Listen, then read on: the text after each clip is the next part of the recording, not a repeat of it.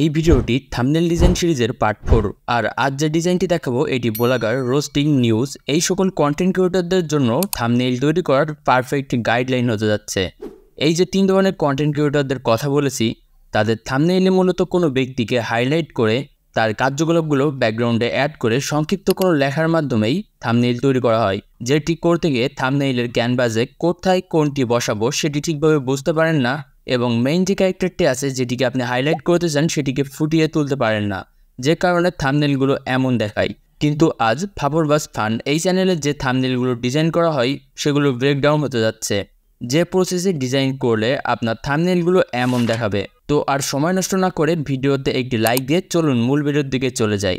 ভিডিওর প্রথমে আপনার কাছে একটি প্রশ্ন থাকবে, ডিজাইন করার জন্য কি কোনো নির্দিষ্ট সফটওয়্যার বা অ্যাপ্লিকেশনের উপর নির্ভর থাকা উচিত নাকি প্রয়োজন অনুযায়ী একাধিক মাধ্যমকে ব্যবহার করা উচিত? আপনার মতামত অবশ্যই কমেন্টে জানাবেন। তবে আমার মনে হয় প্রয়োজন অনুযায়ী যে কোনো মাধ্যমকেই ব্যবহার করা বুদ্ধিমানের কাজ। আমি এই চ্যানেলের থাম্বনেইলগুলো যখন দেখি তখন বুঝতে পারি ব্যাকগ্রাউন্ডের যে সকল পিকচারগুলো ব্যবহার করেছে সেগুলোর উপরে ইয়েলো কালারের কোনো পিকচারকে ব্লেন্ডিং মোড অ্যাপ্লাই করেছে।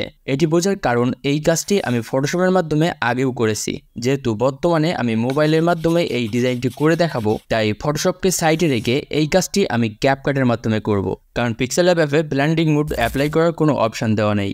থাম্বনেইল বানানোর জন্য আমাদের সর্বপ্রথম প্রয়োজন হয় ভিডিওর কোনো একটি স্পেসিফিক অংশ যেটি আমরা থাম্বনেইলে হাইলাইট করতে যাচ্ছি। আপনার ভিডিওর সাথে মিল থাকবে এমন কিছু পিকচার ক্যাপচার করে নেবেন। নেক্সট স্টেপে ক্যাপকাটে চলে আসব। তো এখানে আমি ক্যাপকাট ওপেন করে রেখেছি। ফার্স্টে আমি আপনাকে ক্যাপকাটের দুইটি ফিচার সম্পর্কে ধারণা দিই যেগুলো আপনার প্রয়োজন পড়বে। তো যে সকল এই ফিচার আছে এই লিস্টের মধ্যে একটি দেখছেন ইমেজ ইনহ্যান্স। আপনি এটির মাধ্যমে কোনো পিকচার ইম্পোর্ট করে সেই পিকচারকে ইনহ্যান্স করতে পারবেন, যে কারণে আপনাকে পিকচার ইনহ্যান্স করার জন্য বাড়তি কোনো অ্যাপ্লিকেশনের প্রয়োজন পড়বে না। দ্বিতীয় ফিচারটি হচ্ছে রিমুভ ব্যাকগ্রাউন্ড। অবশ্য আপনি এটি নাম শুনে বুঝতে পারছেন এখানে কোনো পিকচারের ব্যাকগ্রাউন্ড রিমুভ করা যায়, কিন্তু এখানে কিছু অ্যাডভান্স ফিচার দেওয়া আছে।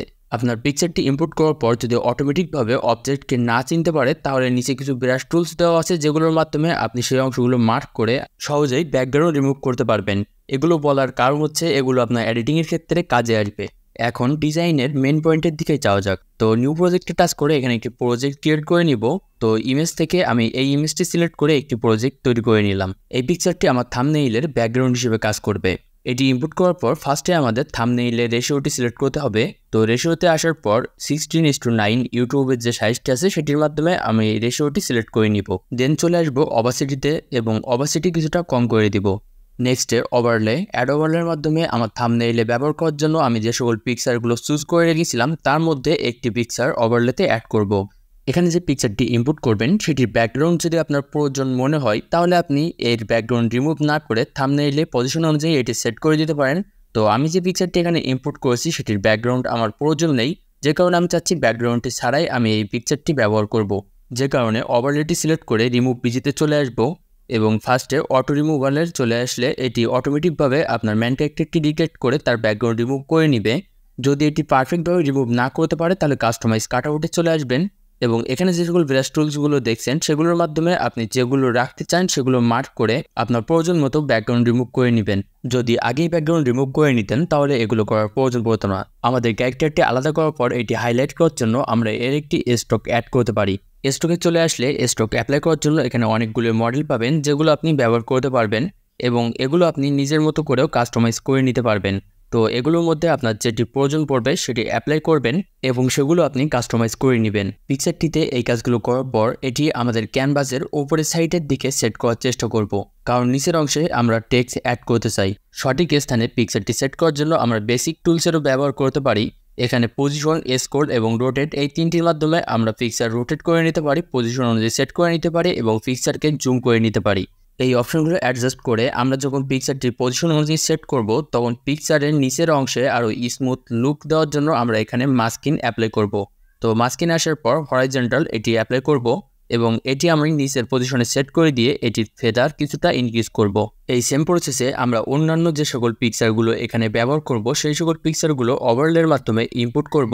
এখানে যে পিকচারটি ইনপুট করেছি সেটির ব্যাকগ্রাউন্ড আমি আগে থেকে রিমুভ করে নিয়েছি। তো এই পিকচারটি সিলেক্ট করে রিমুভ পিজিতে চলে আসবো।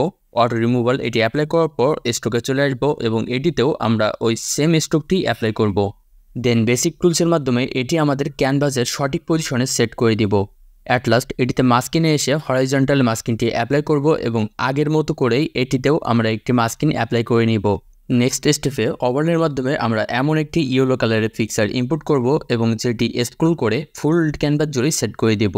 এই ওভারলেটি সিলেক্ট রেখেই আমরা স্পিলসে চলে আসবো। এখানে আমরা অনেকগুলো ব্লেন্ডিং মোড দেখব, যেগুলোর মধ্য থেকে ডার্কেন এটি আমরা অ্যাপ্লাই করব এবং নিচে যে প্যানেলটি দেখছেন এটি আমরা কিছুটা কমিয়ে দিব যেমনটি আপনি চান। পরবর্তী ধাপে আবারও ওভারলের মাধ্যমে আমরা এমন একটি পিকচার ইম্পোর্ট করব, তো এই পিকচারটি আমরা ফুল ক্যানভাস জুড়ে সেট করে দিব। দেন সেমভাবেই স্পিলসে চলে আসবো এবং এটিতেও ডার্ক এটি অ্যাপ্লাই করে এটির অপাসিটি কিছুটা কমিয়ে নিতে পারি।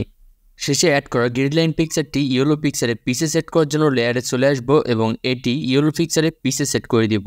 নেক্সটে ওভারলের মাধ্যমে আমরা যে পিকচারটি আমাদের থাম্বনেইলে হাইলাইট করে সবার উপরে রাখতে চাচ্ছি সেই পিকচারটি ইনপুট করব এবং আমার দেখানো আগের প্রসেস অনুযায়ী রিমুভ বিজিতে চলে আসবো। অটো রিমুভাল অ্যাপ্লাই করে স্টকে চলে এসে আমরা একটি স্টক অ্যাড করে নিব।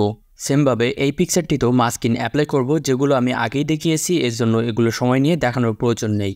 থাম্বনেইলের নিচের দিকে ব্ল্যাক শ্যাডো অ্যাড করার জন্য ওভারলের মাধ্যমে এমন একটি ব্ল্যাক কালারের পিকচার ইনপুট করব। পিকচারটি ফুল ক্যানভাস জুড়ে ফিল করে দিব এবং এই পিকচারটি সিলেক্ট রেখে মাস্কিনে চলে আসবো এবং হরাইজন্টাল এই মাস্কিনটি অ্যাপ্লাই করব। যেহেতু থাম্বনেইলের নিচের অংশে আমরা এই ইফেক্টটি অ্যাড করতে যাচ্ছি, এজন্য ইনভার্টে টাচ করে এটি নিচের অংশে মাস্কিন অ্যাপ্লাই করে দিব।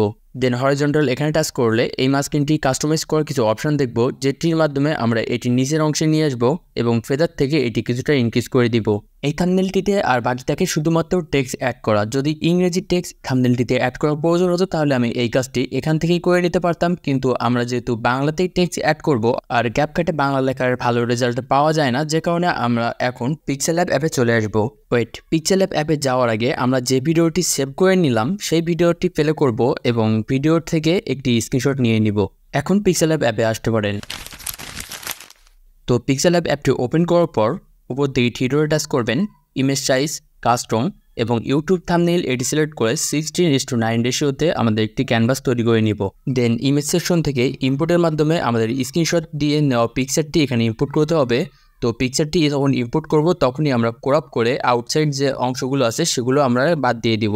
দেন রিলেটিভ সাইজের মাধ্যমে পিকচারটি সম্পূর্ণ ক্যানভাস জুড়ে সেট করে দিবেন। এখন চলে আসবেন টেক্সট সেকশনে, প্লাস আইকনে টাচ করে একটি টেক্সট অ্যাড করে নেবেন এবং টেক্সটে ডাবল টাচ করে আপনি যেটি লিখতে যাচ্ছেন সেটি লিখবেন। ফন্টে চলে আসবো, এখানে আমি আগে থেকে কিছু বাংলা ফন্ট অ্যাড করে রেখেছি, তার মধ্যে থেকে একটি ফন্ট অ্যাপ্লাই করব। কালারে চলে আসবো, গ্রেডিয়েন্ট থেকে একটি গ্রেডিয়েন্ট কালার এখানে অ্যাপ্লাই করব। তো প্লাস আইকনে টাচ করে আমি যেভাবে এখানে কালার অ্যাপ্লাই করছি আপনিও ঠিক সেভাবে একটি কালার অ্যাপ্লাই করবেন। উপরের অংশে সাদা এবং নিচের অংশে গ্রে কালার রাখবেন। দেন চলে আসবো ইনার শ্যাডোতে। এখানে আসার পর আমরা এখান থেকে শ্যাডো হিসেবে হোয়াইট কালার সিলেক্ট করব এবং নিচে যে সকল প্যানেলগুলো দেখছেন সেগুলো আমার মতো করে কাস্টমাইজ করে নেবেন। এগুলো করার পর টেক্সটে একটি 3D লুক চলে আসবে। এখন এই টেক্সটটি সিলেক্ট করে এই টেক্সটটি ডুপ্লিকেট করে নিব এবং ডবল টাচ করে পরবর্তীতে আমরা যেটি লিখতে চাচ্ছি সেটি লিখব।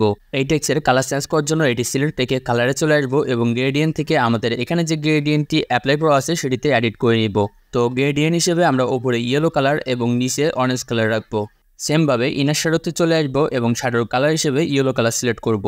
লেখাগুলো এভাবে কাস্টমাইজ করে নিয়ে থাম্বনেইলে পজিশন অনুযায়ী সেট করার পর আপনার থাম্বনেইল কমপ্লিটভাবে রেডি হয়ে যাবে। এখন আপনাকে বোনাস টিপস হিসেবে ক্যাপকাটের আরও একটি ফিচার আপনাদেরকে শেয়ার করি। ক্যাপকাটের নতুন প্রজেক্ট ক্রিয়েট করে যখন আমরা এই পিকচারটি সেখানে ইম্পোর্ট করব এবং এই পিকচারটি সিলেক্ট করব তখন নিচে একটু অপশান দেখব এআই রিপ্লেস, যেখানে প্রবেশ করলে এখানে কিছু ব্রাশ দেখবেন যেগুলোর মাধ্যমে আপনার পিকচারে যেখানে কোনো কিছু অ্যাড করতে যাচ্ছেন সেখানে আপনি মার্ক করবেন এবং নিচে প্রম্পটের বক্সে আপনার ওই মার্ক করা অংশে কি অ্যাড করতে যাচ্ছেন সেটি লিখে জেনারেটে টাচ করলে আপনি যেখানে মার্ক করেছেন এবং প্রম্পটে যেটি বলেছেন সেটি সেই স্থানে অ্যাড করে দিবে।